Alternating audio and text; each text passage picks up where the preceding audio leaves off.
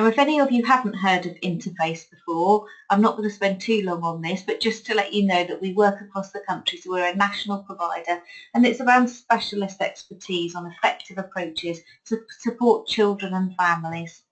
So we provide a lot of training, we have information and resources, we carry out evaluations and monitoring. So we'll go into services and look at what's working well, why it's not working. We'll look at the outcomes and how you can demonstrate impact and outcomes, business cases, those sorts of things.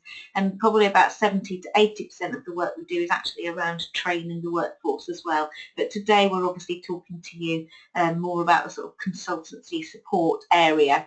And based on our experience, really. So the team that we've got was initially set up by myself working in the Department of Education with other colleagues that I worked with. So I had 22 years in local authorities and then worked in central government, and I've been joined by a team of people like Sue with a lot of experience in working with children and families at all levels of need. So we go obviously up to statutory and provide a lot of support for children's social care, looked after children, etc., as well as early intervention and troubled families, which we've got a really good reputation and we're very well known for that area.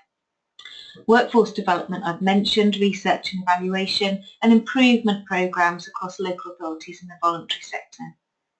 And specifically today around children's centre service specifications as part of the early help arrangements and commissioning and supporting commissioners. So that's what we thought you'd be most interested in. So a range of skills, a range of people in the team that have got a lot of experience across those areas. So I'm now going to hand over to Sue as the expert, if you like, in this area, and she'll describe herself as a bit of a nerd in this area, so obviously she's the right person to be talking to you. So Sue's going to talk to you about why we're running the webinar and also what's going on across the country, what issues there are for you, and the sort of ideas that we've got that might be helpful to you. So over to you, Sue. Thanks very much, Wendy. And can I just say I'm absolutely delighted to be here and thrilled that there's such a high level of interest in this webinar. Wendy's already said I do describe myself as a children's centre nerd, and that comes in quite handy, and I think has come in handy in looking at what we wanted to do with this webinar. So why have we put the webinar together? Well, since 2010, when Sure Start and Extended Schools ring-fenced funding ended, we've worked around the issues for local authorities and their voluntary sector partners and providers, around continuing to deliver services for early years, the emerging early help agenda, starting to think about self-evaluation for children's centres, which wasn't a skill set that people in children's centres had to start with. Once there was an inspection framework, looking at preparing for inspection and training people to think about how they evidence what they do, how they can demonstrate that they're making a difference to the families they're working with. As time's gone on, that's involved more work around service redesign for children's centres, and increasingly trying to create an integrated approach to services for children 0 to 19. And in the process of doing all those things, we've regularly debated and explored the key questions which we think are: how do we reach the right families, and how do we know that we've reached the right families? How can we evidence the impact that we're making with families effectively? How do we ensure seamless services from 0 to 19 for vulnerable children and families when we've got such cliff edges in the way services are often designed, so that there's little communication from one stage to the next? What kind and level of universal services do we need and can we provide with the significantly reduced resources we now have? We know universal services are an important entry point for identifying families who are starting to experience needs, but how much of that can we actually still do? And do our commissioning arrangements support a fit-for-purpose set of services.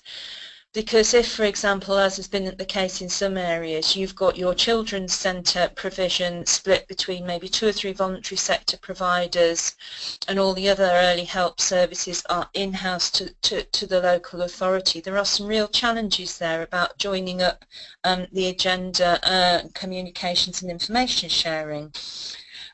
We're also noticing an increased emphasis on more robust needs analysis and effective performance management, because this is something that is coming up time and again in Ofsted inspections, not necessarily on children's centres, although they did, but you see it coming up now in single inspection framework inspections and others, increasing demands on knowing your communities, knowing their needs. And this is in the absence of the strategic direction and framework around these services at the moment. So that's why we thought there may be a need for this, and we're setting out in this webinar to set out where we currently are in terms of children's centres and the potential for family hubs. And we know that many local authorities are already on this journey. You might not call them family hubs, but you might be calling them early intervention hubs. There are a variety of names, but people are on this journey. We'll provide our reflections on the challenges these current proposals might throw up, and hopefully the most realistic ways to approach them, and focus on thinking about how to engage partners in a meaningful relationship that focuses on improving outcomes for vulnerable families who are below the social care threshold, and being able to sustain that in the long term. Okay, so quick history lesson, and I promise it will be quick, and I'm sure you already know this, but just to set the context.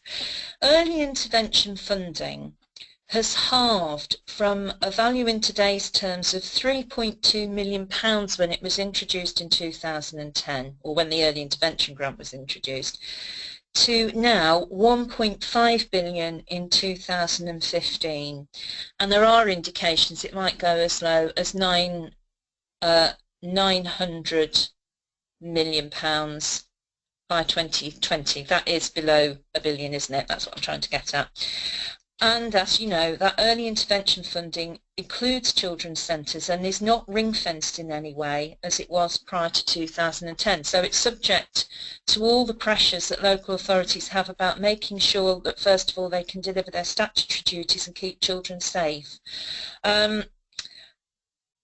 Over the period, many local authorities, as I touched on earlier, have moved to rationalise children's centre provision into hub and spoke or cluster models and address the changing requirements for the centre. So we've gone from you must have a children's centre covering every community, and in the earlier phases you must provide 0 to 5 full day care, to a very different range of requirements, and local authorities have responded to that and initiated some of those changes by rationalising the provision that they had in 2010. That rationalisation has thrown up some serious issues in terms of how and where full service centres are retained, where their level of service is cut and where it's actually closed. Because even with clear needs analysis, people have valued these services, and communities and local elected members haven't given up on them without a fight, quite rightly. So moving on from there, in addition to which, in the last 18 months, the Ofsted framework for inspecting children's centres was suspended in July 2015 on the basis that there would be consultation on the future role of children's centres and announcements about what that would look like. But the statutory duty on local authorities to provide early childhood services through children's centres, which is the way it's worded in the statutory guidance, and the responsibility to ensure quality of provision remains in force. Then 12 months on, the government was supposed to be announcing and publishing their Life Chances strategy, And again, this was supposed to set out the future role of children's centres, with still no communication about the consultation that was going to take place. But even this has been deferred following the Brexit referendum and resulting changes in government. So there's been no revised timetable for that issued either. And coming up to date, we've still no direct news from government, but the Children's Commissioner for England has picked up on... Now, I've missed something. I've missed in July this year, the introduction of the publication, of the All-Party Parliamentary Group's report on children's centres and family hubs. It's a shame to miss this because it's what we're actually here for. So in July this year, the Parliamentary Group published a report recommending the extension of children's centre provision into family hubs covering families 0 to 19. And the recommendations focused on a delivery model covering 4 key areas: health and development, employment support and childcare, relationship support, and supporting families with complex needs. And it needs to be said that that last point about families with complex needs refers more to families in the troubled families arena than having anything to do with families with children or young people with additional complex needs. The proposals were to cover the full 0 to 19 age range and increase focus on children and adolescents' mental health, and also mental health of parents and families, and recommended working closely with the voluntary sector, self-help groups, peer supporters, on the basis that people who have experienced problems have some expertise in the area, which is something to be applauded. The model also includes recommendations that birth should be registered at children's centres of family hubs, and more support should be given through the hubs for families experiencing relationship support. And again, that's to be welcomed given how difficult it can be to work with both parents in families where parents are separated.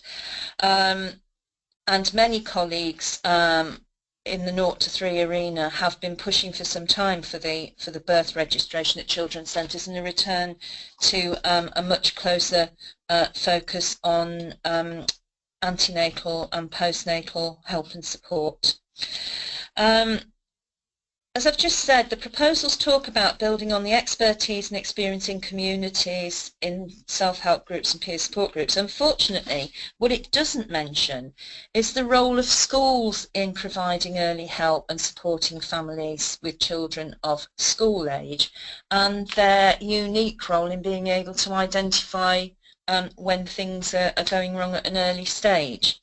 So, back to where I thought I was, coming up to date, in October this year, the Children's Commissioner published a report entitled Family Hubs, a discussion paper, supporting the All Parliamentary Parties Group proposals and advocating an integrated 0 to 19 early help provision for vulnerable families whose needs fell below the social care thresholds, and suggesting using children's centres' existing track record in developing integrated services around the needs of whole families and their ability to build relationships with families as the basis of a wider 0 to 19 family hubs model. And we've still no further formal news from government. So, in that context, we've now got numbers of local authorities moving to integrated locality models covering wider age ranges over a period of time. We have reduced levels of universal provision because of the rationalisation that's gone on, and increased focus on targeted groups and vulnerable families. And there have been some concerns about the reduction in access to universal services, because we know that's an effective way of engaging with families who may have unidentified needs. However, talking to some of those who have been developing and implementing these services, it does create an opportunity for better targeted provision for vulnerable families by offering universal type services that are targeted at those vulnerable families and targeted groups, rather than being completely open access. So just carrying on, as you can see from this slide, we're doing that in the context of uncertain funding. The one thing we can be certain of is that it's not going to increase, and an uncertain policy environment for early help, because despite there being a robust evidence base of the need for early help services and the impact that can make on the development, particularly of 0 to 3s, but also when problems are identified early at any point in a child's life. And we've got local authorities needing to review commissioning models for children's centres, because in the funding situation and trying to create those information sharing links, it's difficult if you've external management arrangements and there isn't stuff written into the service specification that says you will work with your locality hub. So there are reviews of commissioning models going on, and not only some local authorities choosing to bring services back in-house, but some external providers actually handing back existing contracts or not bidding for new ones because the level of funding now available is not viable for them. This all adds up to a very challenging and uncertain environment in which the needs of the families haven't gone away, and the needs of the workforce to be able to meet those needs and thrive in the workplace themselves haven't gone away either. So the issues that we think are coming out of this are the continuing need for robust needs analysis and understanding of local communities and what's required at a universal level. Need for an outcomes focus in terms of, in the absence of a framework around those 0 to 5 services, in terms of existing requirements, going right back to the Children Act, and the requirements that are being suggested for family hubs, which include outcomes around building social capital and sustainable communities, and this is where the work with volunteers, parents, self-help groups, all the stuff that children's centres and others have been doing for years comes in. Increasing family capacity so that we recognise that there is a need to move families on from the stage they're at so that they are better equipped to support and encourage their own families, and consider employment and skills outcomes. And there is a virtuous circle here because there is a real emphasis on getting families back. They always use the phrase back into work. Many of these families have never worked, but there is that loop around if you can involve families and parents as volunteers and support them, they become more able and confident to think about work, to go into training. And the other issue is joining up the early help agenda from the local authority with the pupil premium in schools, in addition to other early intervention services. And that's that, I think, is what's so disappointing about the fact that schools weren't mentioned in this paper, because we can't plan effectively for early help without talking to schools about how they're using the pupil premium to support the needs of disadvantaged children in a variety of categories who are in danger of not reaching reaching the achievements and outcomes that they're capable of. So what next? How can local authorities and their provider partners use the current proposals to strengthen integrated early help services for 0 to 19s and their ability to evidence that they are meeting the current statutory and inspection requirements in this area in the current absence of national strategic directional frameworks? How do you approach commissioning and delivery of services in this environment? How do you write a contract for service delivery for 3 years when you don't know what the department are going to come up with in terms of the requirements for children's centres, for example? And what are the workforce implications? Because the children's workforce, and particularly in the early help and children's centre arena, have been through a period of years of change and reorganisation. Some of them have been employed by local authorities, then by external providers. Some have come back again from that journey into the local authorities. And some are finding themselves now in generic roles where they may only have had experience of working with early years and are trying to support a family with teenagers, or vice versa, someone who's had experience of behaviour management programmes for 11 to 13s, but has never been faced with a parent with a 2-year-old who simply will not sleep, and the effect that's having on mum's ability to cope. We think we can help. We have developed a framework which I'll go on to tell you a little bit about. And this really is a bit of a call to action. And Wendy, if we could have the next slide, thank you. I don't think I need to say to you as an audience that there isn't a do nothing option. Much as we would love to be able to say to people, no, your service is not going to be touched, it's all going to be okay, we know that's not the case. We have to be smart. We do not have the resources we once had, and scrutiny of how well local authorities understand and meet the needs of their vulnerable children and families has never been tighter. There's an opportunity now to seize the initiative and set the direction for the future and create an environment in which families are supported to build their own skills and confidence so that they can keep their own children safe and enable them to thrive. That's where we think we are. We'd love to hear what questions you've got on the subject, and do our best to tell you what our thoughts are around them. I'm going to hand back to Wendy now to facilitate the questions.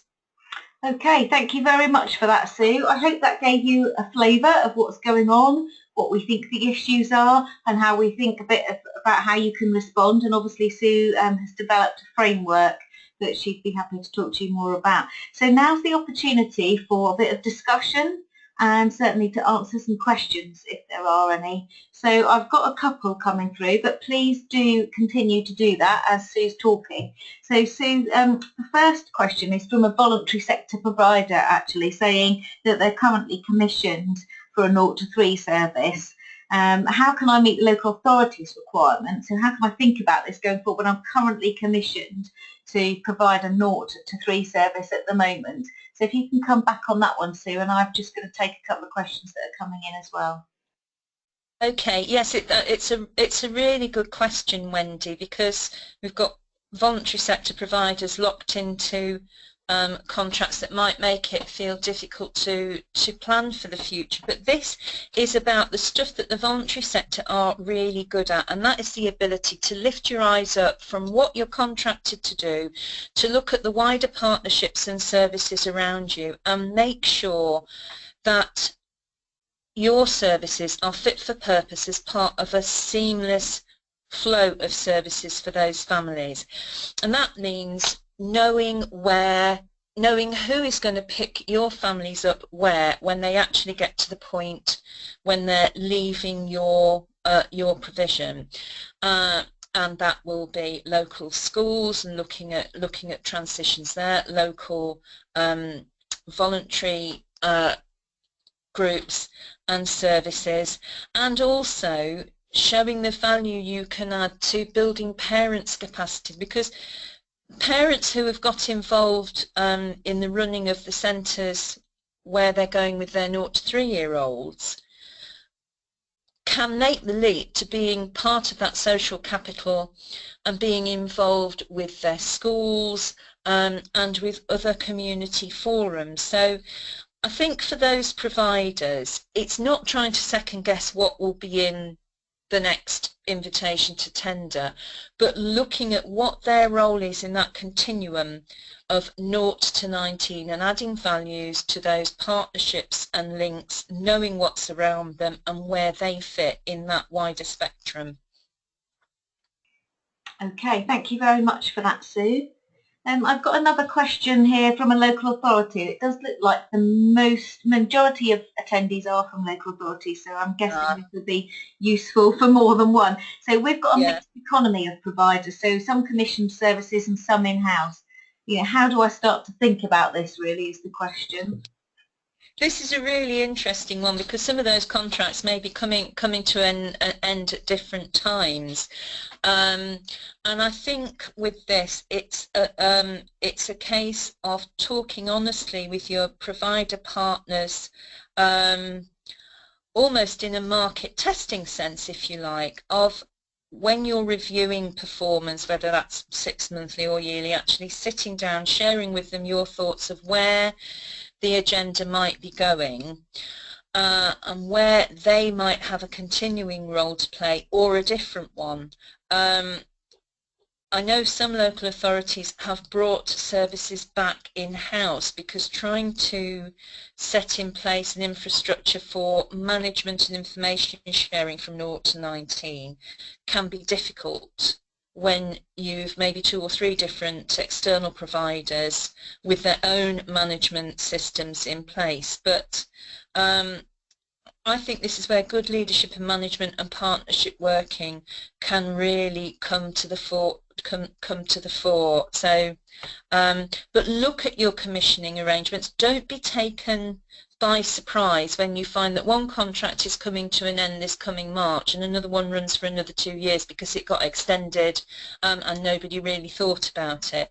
Look at the timetable for your services and start market testing with those voluntary providers about where you think the direction is going and how they might be able to fit into that. Okay, thank you very much for that, Sue. The last question is about the framework. Can we see the framework?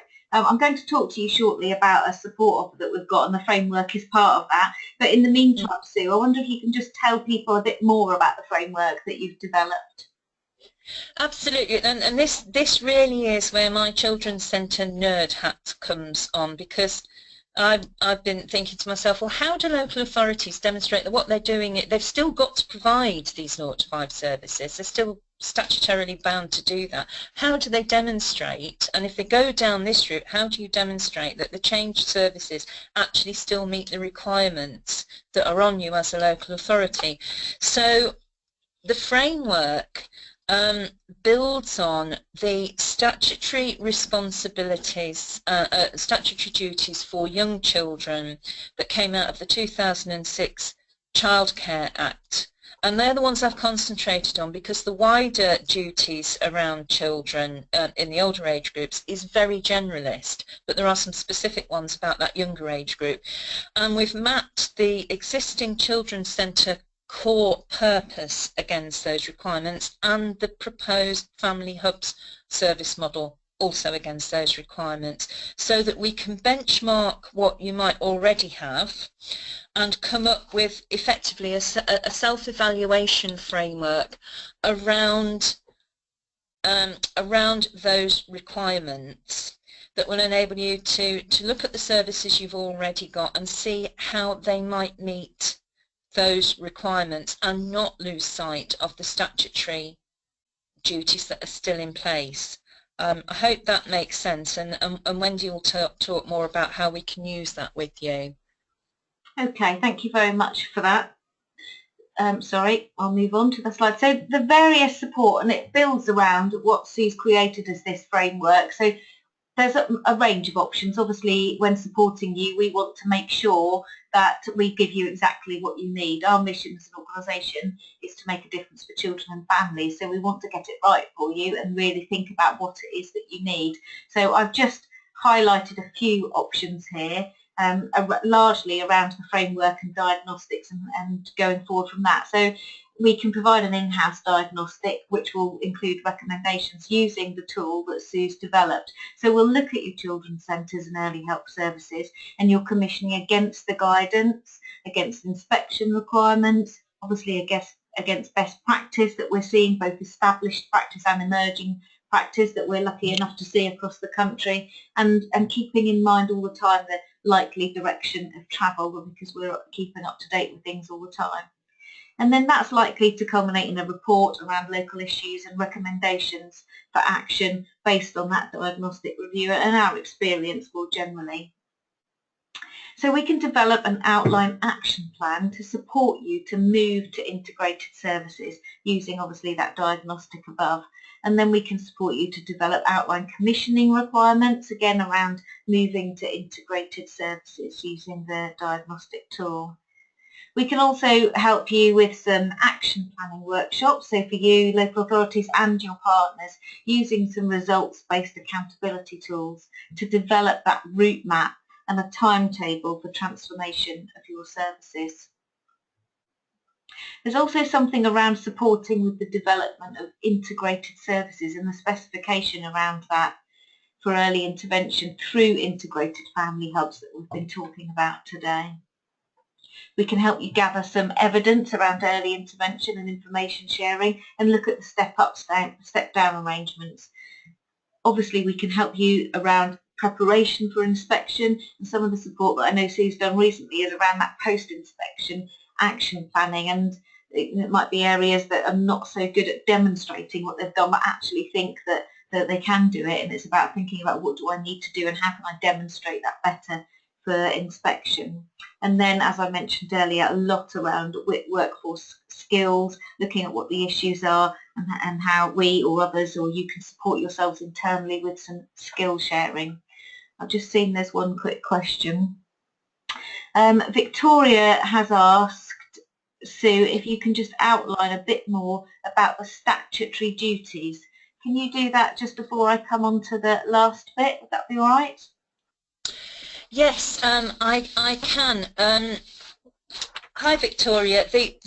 The statutory guidance for children's centres is still in place, and that's where this definition of early childhood services comes into play, and that's what I'm referring to. So it's the statutory guidance for children's centres, and it I haven't got it in front of me, but it links through to the 2006 either Childcare or Children's Act. So although the framework's disappeared, that statutory duty to provide early childhood services for families with children 0 to 5 still remains.